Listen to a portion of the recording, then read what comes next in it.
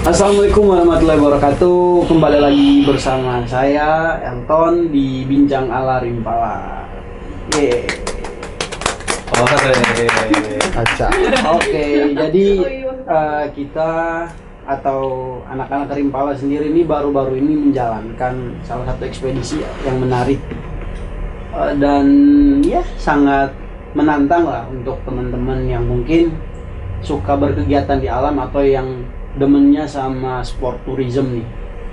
Dan ekspedisi itu adalah ekspedisi caving. Ya sekedar mengisi waktu luang kita lah untuk beraktivitas dan berkegiatan sekaligus belajar di salah satu daerah di Provinsi Jawa Barat. Ini di depan saya ada 2 orang teman-teman yang melangsungkan ekspedisi waktu itu. Yang menggunakan kaos abu adalah Faruqi atau Odol nama lapangnya, dan juga ada yang merah adalah Haikal, nama lapangnya itu Oleh. Jadi kita sapa dulu nih, gimana bro kabarnya bro? Ya beginilah bang, sehat-sehat terus. Selalu sehat. Gimana Haikal kabarnya sehat. Kal? Alhamdulillah untuk kabar baik. Selalu baik insyaallah. Gimana nih, kemarin katanya ada ekspedisi Goa ya? Malah tahu sih. Bukan Ya, gua ya. bang, Liang. Oh Liang. Liang. Oke. Bukunya mungkin boleh diturunin kali ya. Kita sekalian menunjukkan lah ya Iya, output yang terbaru. Oke. Mungkin ini bukunya ya, teman-teman mungkin bisa lihat atau ingin baca, bolehlah main ke kampus IPB, ke sekretariat Bifak Rimpala. Oke, gue di sini pengen tahu deh untuk Faruqi dan juga Haikal, apa sih yang melatar belakangi kalian memilih melangsungkan ekspedisi Goa itu? Kira-kira kenapa sih harus Goa? Kan banyak pilihan lain nih selain Goa, mungkin climbing atau tree climbing atau rafting atau ekspedisi-ekspedisi ilmiah lainnya gitu. Kira-kira apa nih? Mungkin kalau Faruqi dulu ya. Ini mungkin ini sih, kalau caving itu semuanya ada dari semua divisi di Rimpala ya. Woi. Jadi dari GH-nya ada, campingnya ada, kan di climbingnya ya ada buat gua vertikal. Itu masih menggunakan teknik singeruk yang ada di tree climbing. Iya, iya. Terus caving juga masuk ke divisinya OAB. Nah, jadi semua divisi mencakupi untuk caving ini. Oke, kalau dari Haikal sendiri nih, menurut lo kenapa sih lo tertarik mengajak teman-teman untuk melakukan ekspedisi Goa ini? Mungkin pada saat itu ketika mencetuskan ya Kang, mencetuskan kita mau ekspedisi apa, kita tuh melihat dulu, cross check dulu track recordnya Rimpala itu seperti apa. Dimulai dari tahun sebelumnya di angkatan 24 itu kan Panasian Lembah Salak yang dimana emang mengkaji terkait tumbuhan obat. Iya. Begitupun sama di angkatan 23 terkait tumbuhan, terus di 22 di tahun-tahun sebelumnya pun sama, dan kita menemukan bahwa ada ekspedisi yang emang sudah lama tidak dilaksanakan kembali, yaitu di angkatannya Kang Cek tuh. Angkatan berapa tuh Ki? Angkatan 17 ya? 19. Bodoh, salah. Berapa ya? 15 tuh. Oh, 2007 2015. Iya, Nah, 2015. di angkatan 2015 tuh Aduh, ada lupa, bro. ekspedisi terkait hal yang sama, yaitu pemetaan gua juga. Nah, kan itu udah cukup lama tuh, berkisar sekitar 7 tahun ya mungkin untuk sekarang. Nah, kita bergerak bahwa oh bisa nih kita ngambil kembali terkait pemetaan gua, namun di tempat yang berbeda gitu. Karena apa? Selain itu termotivasi untuk bahwa caving ini tuh perlu diperdalam, khususnya di Rimpala, seperti itu sih Kak. Oke, jadi di sini gue mungkin menarik kesimpulan bahwa teman-teman ingin melakukan hal baru untuk mengupgrade Rimpala ataupun memperbaharui pengetahuan-pengetahuan Rimpala, walaupun memang beberapa kali sering melakukan kegiatan susur goa, namun untuk lebih niat seperti ekspedisi belum ya. Jadi tahun ini dirangkum kembali dalam satu ekspedisi yang direncanakan dengan baik. Oke, ini keren banget nih buku-buku ini. Mungkin teman-teman nanti kalau kepo boleh dilihat. Sekarang apakah nanti ini akan dipublikasikan umum, Faruqi atau Haikal, gimana nih? Rencana kami dipublikasikan sih. Oke, mudah-mudahan lancar ya, kita berdoa saja semoga lancar. Oke, susur goa nih ya, kalau gue sebagai orang awam nih ya, takut sih ya. Karena apa ya? Karena gelap.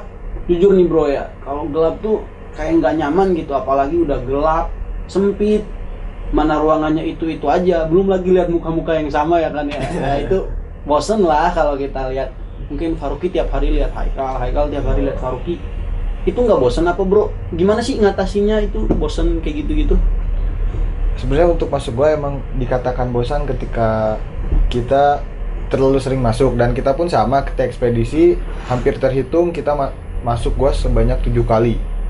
Plus itu tuh kalau dikali karena kita masuknya 2 goa ya berarti 14 kali masuk goa. Wah, jadi 2 goa ini 14 kali pengulangan. Iya, 14 kali masuk, yang dimana emang tupoksi dan tujuan masuk itu berbeda-beda. Oh iya, tapi pada objek goa yang sama gitu ya. Iya. Wah, intensitas pengulangan goanya besar sekali. Ini harusnya ketelitiannya tinggi nih kalau dilihat dari intensitas masuk goanya ya. Terus gimana nih Ki? Menurut lo Ki, buat ngatasin kebosanan dan ketakutan di dalam goa itu gimana sih? Gini sih, apa ya? Paling bawa sesuatu yang unik aja ke dalam gua. Apa tuh contohnya tuh? Makanannya beda-beda. Apa tuh makanan yang kalian bawa, emang ada? Apa tuh? Snack aja kita Oh, bawa. itu biar mulut senantiasa ngunyah gitu. Iya. Kan makan di dalam gua gimana ya? Mungkin ditambah bau-bau ini Kotoran kelelawar. kotoran kelelawar. Wah, itu menambah kasanah sedapnya. Iya, sensasinya berbeda itu.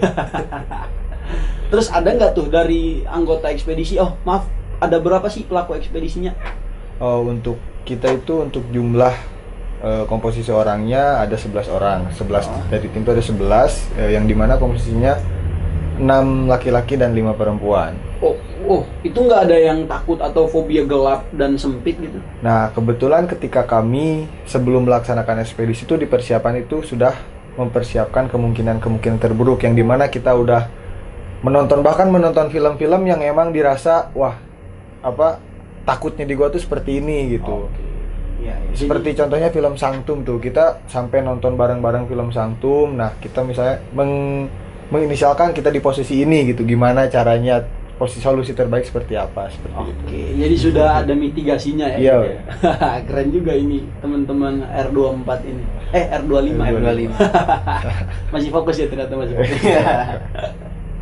Ya gimana ya? Ya kalau gue sendiri juga takut sih sebenarnya dengan kondisi gelap, apalagi sempit, mana sumpek ya di dalam goa itu. Tapi syukurlah teman-teman punya mitigasi sebelumnya gitu, punya mitigasi gimana kalau ini terjadi. Itu sih. Dan hasilnya gue juga tadi mungkin sebelum ini sempat lihat buku ini ya, keren-keren sih. Ada beberapa jenis biota, gue lihat juga ada udang apa sih? Udang purba. Wah keren tuh, itu Ya. purba. Emang ada di situ aja atau ada di luar goa juga? Kalau untuk jenis yang ada di dalam goa itu tidak ditemukan di luar, karena memang morfologinya sudah berbeda. Oh iya. Jadi untuk yang di dalam goa ini sudah tidak mempunyai mata. Wow. Ya dikarenakan mungkin ya di dalam tempat yang gelap ya, mata mungkin udah nggak berfungsi. Jadi pakai apa tuh? Tangan gitu? Ya raba-raba aja. Mungkin ya. Ya mungkin. Oke.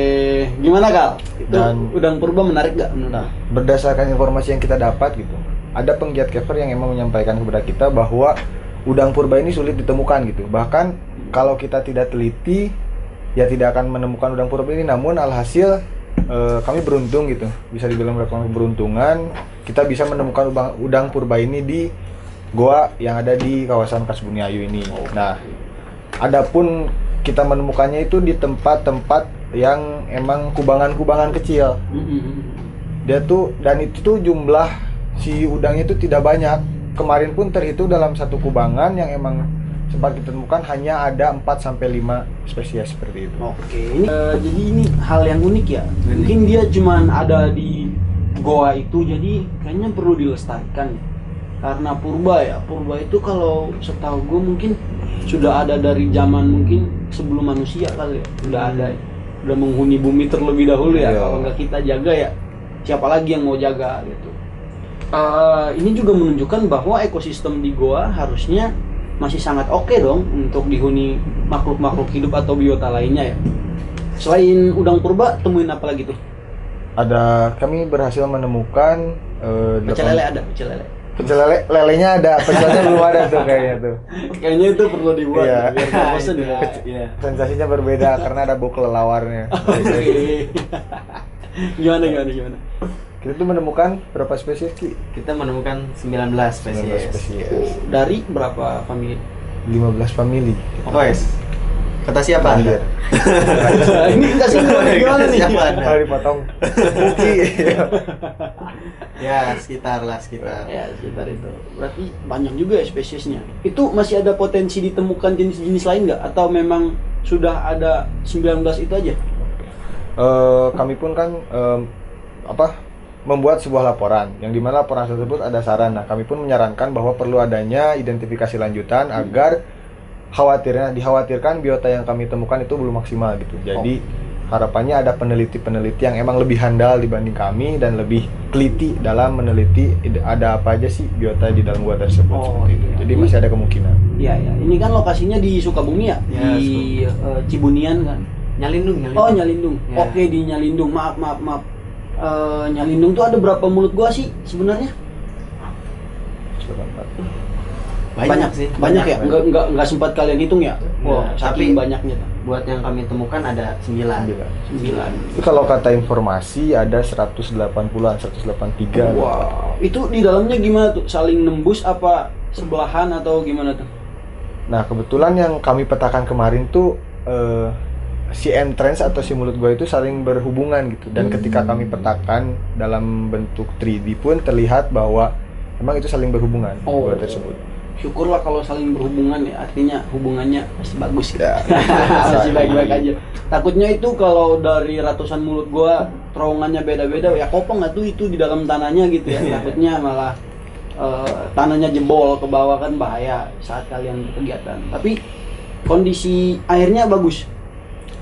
Untuk air karena itu sumber airnya itu dari luar ya. Jadi tergantung pada intensitas atau kualitas air dari luar. Oke. Jadi karena terlihat kemarin pun ketika ekspedisi banyak sampah gitu Bang. Dan sampah itu tuh dari luar. Wah, sayang sekali ya banyak sampah di tempat se-hidden itu, tersembunyi itu masih ada sampah. Iya. Wah, itu kebiasaan yang buruk ya orang-orang Indonesia pada umumnya. Semoga dalam beberapa tahun lagi kebiasaan itu nggak hilang ya. Itu mungkin sulit dihilangkan, tapi bisa. Semoga itu dapat kita kendalikan bertahap ya. Masalah-masalah sampah ini memang sudah riskan sih dari tahun berapapun itu kayaknya tetap Iya jadi sih. masalah ya. Selalu jadi masalah. Oke, jadi kalaupun airnya bagus, dia jadi daerah tangkapan air ya. Jadi keberadaan goa ini harusnya support terhadap kebutuhan air warga dong ya. Atau menurut warga gimana sih dengan keberadaan goa ini tuh apa sih pengaruhnya gitu? Jadi untuk gua ini sebenarnya buat masyarakat sekitar jadi cadangan air. Oh, cadangan air ya. Ya. Karena biasanya yang di dalam gua tuh pasti sepanjang tahun ada air. Wow. Jadi nggak pernah kekeringan gitu ya? Ya. Iya ya. Ajib juga sih kalau nggak pernah kekeringan ya, artinya nggak mungkin aus lah. Oke, gua tadi kayaknya cukup menarik ya untuk kita. Ada rencana untuk kembali ke sana nggak untuk beberapa mulut goa yang tadi sudah ditemukan untuk mungkin dipetakan atau sekedar main mungkin? Insya Allah mungkin jika ada waktu, karena kita pun udah memiliki hubungan baik nih dengan pihak di sana, mereka pun sangat welcome pada kami jikalau kita mengadakan hal yang sama ataupun kita hanya cuman main. Kalau ada waktu kita pasti main ke sana, silaturahmi sekali dengan Ya, warga. silaturahmi itu perlu dijaga. Iya pasti. Pengalamannya gimana sih? Kan Faruqi sama Haikal udah berapa kali sih masuk gua? Apa ini termaksud yang pertama awal-awalan? Kalau masuk goa sih selama persiapan pun kan banyak masuk goa tuh. Iya. Kebetulan bisa dikatakan cukup banyak masuk goa sih Cukup banyak. dibandingkan orang-orang yang emang jarang masuk goa gitu. Iya. Pengalaman saat ekspedisi beda dong ya sama Iya. masuk goa biasanya tuh. Itu kira-kira ada hal baru nggak sih yang mungkin bisa di-sharing oleh Faruqi dan Haikal ke teman-teman kita yang nonton siaran ini? Oke, dari Faruqi dulu mungkin. Ya boleh siapa aja, sweet. Kita dapat anjing sih. Itu anjing curi Iya. apa gimana? Itu kita nemu. Oh, Kita nemu. kecil apa? Kecil. Ya jalan-jalan di tengah jalan kan. Oh, ketabrak tuh. Iya, makanya Korelasi kita ambil. anjing dengan gua apa anjing? Boleh, masih menarik. Gimana tuh? Apa pengalaman yang unik lah, yang berkesan mungkin yang nanti bakal diingat sampai nanti lah setelah kalian lulus? Kalau misalnya yang berkesan tuh bisa dibilang semuanya berkesan ya, karena perjalanan dimulai kita persiapan hingga pelaksanaan tuh cukup melelahkan. Dibilang melelahkan ya gitu, pusing ya, dan bahkan ada aja ajang saling gondok-gondokan, Waduh. saling beda pendapat yang emang ujung-ujungnya clash, dan bahkan tapi bisa diatasi ujung-ujungnya karena emang memiliki satu tujuan yang sama kembali lagi gitu. Nah, ketika pelaksanaan ekspedisi pun hal yang sulit dilupakan tuh masa-masa dimana kita bisa makan sehari 3 kali. Tidak dibatasi seperti kalau tidak ekspedisi kita gak mungkin tuh sehari 3 kali. Tidak mungkin. Nah itu selama 2 minggu kita makan sehari 3 kali. Terus jam tidur pun diatur karena kan kita perlu bangun pagi untuk olahraga. Nah di pagi nih selalu olahraga gitu, selalu ada stretching untuk pemanasan. Nah ketika masuk goa pun banyak hal-hal yang emang sulit dilupakan gitu. Seperti contohnya ada momen-momen tidak terduga. Ya, kayak gimana tuh? Kayak salah satunya saudara kami, rekan tim kami yang dimana ketika di dalam gua kan ada istilah larangan dari warga, dilarang membuang apapun kecuali waktu. Itu aturan masuk gua kan salah satunya. Nah, kebetulan salah satu teman kami ini dia ingin buang air di dalam gua. Tapi karena emang tidak berani dan merasa bahwa hal itu tidak wajar, dia tahan dan akhirnya kebablasan ketika kita lihat. Itu buang airnya besar apa kecil? Untungnya kecil, untungnya buang air kecil. Coba kalau besar repot dan gimana nguburnya gitu, nggak ada tanah di dalam gua. Kayaknya perlu persiapan popok deh untuk masuk gua berikutnya. Oke, itu hal yang menarik ya. Itu ada mitos-mitos orang-orang biasanya kan ke gua untuk nyari ilmu. Tuh ada nggak sih mitos-mitos kayak gitu? Kalau mitos seperti itu, kemarin pun kami kan mewawancari salah satu sesepuh lah bisa dibilang. Untuk mitosnya tuh katanya emang banyak warga yang emang beberapa warga menganggap bahwa gua itu sakral. Iya. Mungkin dari sisi positifnya is oke, bisa dibilang karena warga itu gua itu tempatnya sunyi gitu. Tidak ada distract atau gangguan dari makhluk lah, masyarakat atau orang-orang yang emang bisa dibilang membuat kegaduhan, dan di gua itu bisa dijadikan tempat kalau dalam Islam itu riadoh atau tempatnya merenung diri. Seperti itu. Itu sisi positif. Tapi kalau sisi negatifnya kadang banyak orang yang emang menganggap dengan masuk goa melakukan ajian-ajian tertentu dan ujung-ujungnya meminta nomor. Seperti itu. Jadi ke hal-hal yang emang arah negatif gitu. Nah itu sangat disayangkan sekali gitu. Bahkan kemarin pun ketika kita explore menemukan banyak sesajen, sama ada juga kayak tikar, kayak untuk tempat istilahnya bertapa atau apalah seperti itu. Ketemu banyak nggak sajennya? Untuk sesajen kebetulan mungkin karena udah dirapihkan ya, karena jarang juga, karena udah mulai banyak pengunjung juga, jadi hanya ada beberapa sih kayak ada isinya tapi telur apa ya? Telur kadal kali ya. Wah, berarti masih saja untuk kadal masuk bertelur di situ. Guys, telur ayam. Ayam kampung. Iya. Udah digoreng. Ada nasinya nggak? Emang kelihatan ya ayam kampung sama negeri? Ya, soalnya ayamnya kampungan itu. Beda warna, betul, beda warna, putih ayam kampung, Bro. Kalau ayam negeri itu oranye. Oke deh, gue simpulin ya. Jadi sebenarnya ya si masyarakat ini menganggap bahwa itu sakral ada positifnya juga, bener kata Haikal ya. Jadi dengan mereka menganggap ini sakral, mereka nggak berani ngapa-ngapain di dalam situ. Contoh misalkan buang sampah dalam skala besar, walaupun tadi masih ketemu ya beberapa sampah. Ini tuh yang nggak sengaja masuk ya, tapi buang sampah dalam skala besar ataupun dijadikan tempat-tempat yang nggak baik lah, tempat mabok mungkin ya, itu masyarakat jadi takut gitu. Nah dengan adanya kesakralan terhadap goa ini mungkin membatasi hal-hal negatif seperti itu terhadap masyarakat. Cuman negatifnya ya namanya negara kita adalah negara berbudaya ya, percaya terhadap berbagai macam jenis budaya. Jadi yang menjadi negatif itu adalah pandangan orang luar terhadap posisi kita, padahal ya nggak salah juga, itu kan budaya kita ya. Oke. Mungkin masih banyak ya sebenarnya cerita-cerita ekspedisi Rimpala. Ini adalah satu dari banyak ekspedisi yang telah dilakukan Rimpala ya. Kita kemas biasanya dalam bentuk buku seperti ini nih. Jadi kalau teman-teman yang ingin lihat atau kepo dengan ekspedisi Rimpala apa aja, boleh nih datang ke Bivak Rimpala, kita ngopi-ngopi bareng mungkin sambil ngebahas soal ekspedisi. Jadi ekspedisinya itu ada ekspedisi ke pecinta alaman, ada ekspedisi ilmiah gitu.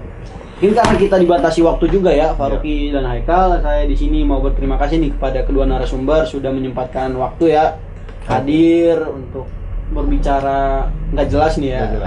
Jelas lah, jelas. Ada isinya kok.